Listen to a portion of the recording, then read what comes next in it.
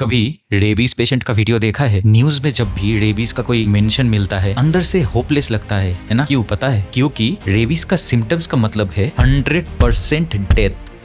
इससे ज्यादा होपलेस और कुछ नहीं हो सकता एक माँ के लिए जिसके 6 साल के बच्ची को एक कुत्ते ने काट दिया। पर सबसे बड़ा आयरनी क्या है पता है? यही रेबीज एक्चुअली 100 सालों से 100% प्रिवेंटेबल डिजीज है। इस डेडली कॉन्ट्रडिक्शन को याद करने के लिए ही हर साल 28 सितंबर को हम याद करते हैं world rabies day. Louis Pasteur का डेथ एनिवर्सरी को याद करने के लिए, जिन्होंने पहली बार रेबीज का वैक्सीन निकाला। इंडिया में 2024 में 37 लाख से भी ज्यादा रेबीज केसेस दर्ज हुए, मतलब रोज 10,000 इंसिडेंट्स। WHO के मुताबिक इंडिया में हर साल 18 से 20 हजार लोगों का मौत होता है और उसमें से 30 से 60% बच्चे होते हैं। ग्लोबली कई एनिमल्स रेबीज कैरी करते हैं और स्प्रेड भी करते हैं, जैसे बैट्स, मंकीज, कैट्स, स्क्विरल्स। पर इंडिया में 99% केस डॉग्स से ही होते हैं। पर सुनो और समझने की कोशिश करो, इस स्टोरी में कुत्ते विलेन नहीं, ये हमारे साथ पृथ्वी में रहने वाले इनोसेंट कोहैबिटेंट्स है। प्रॉब्लम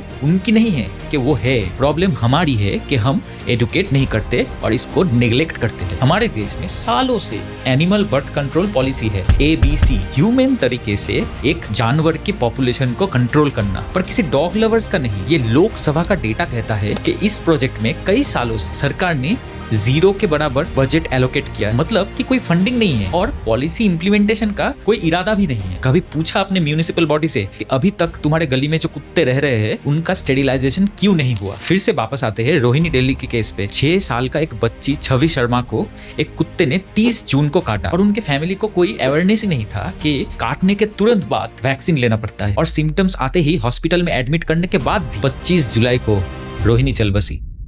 पब्लिक गुस्सा हुआ, सही है, लेकिन गुस्सा गलत जगह पे है। Kill the dogs, remove the dogs, ये सारे बोलने के बातें हैं, ये सही में इंप्लीमेंटेशन आप नहीं कर सकते, क्योंकि हम ऑलरेडी कई जगह पे देख चुके हैं कलिंग से एक वैक्यूम इफेक्ट क्रिएट होता है, जिससे बाकी जगह के डॉग्स जो जगह पे कलिंग हो चुके हैं वहां मूव कर जाते हैं। और अगर होप की बात करना है ना, तो गोवा में देखो, वहां पे मिशन रेबीज के साथ उन्होंने 2018 से आज तक कोई भी रेबीज केस नहीं देखा। सिक्किम में देखो, सिक्किम का सराहा प्रोग्राम भी सक्सेस था। डॉग पॉपुलेशन मैनेज करते हुए उन्होंने प्रूव कर दिया कि ह्यूमन तरीके से भी डॉग्स को कंट्रोल किया जा सकता है। तो आप ही बताओ, आपको अपने हाथ में क्या चाहिए? 60 million Indian free roaming dogs का खून, या फिर पॉलिसी इंप्लीमेंटेशन जिससे कुत्ते और इंसान सभी खुश रह सके?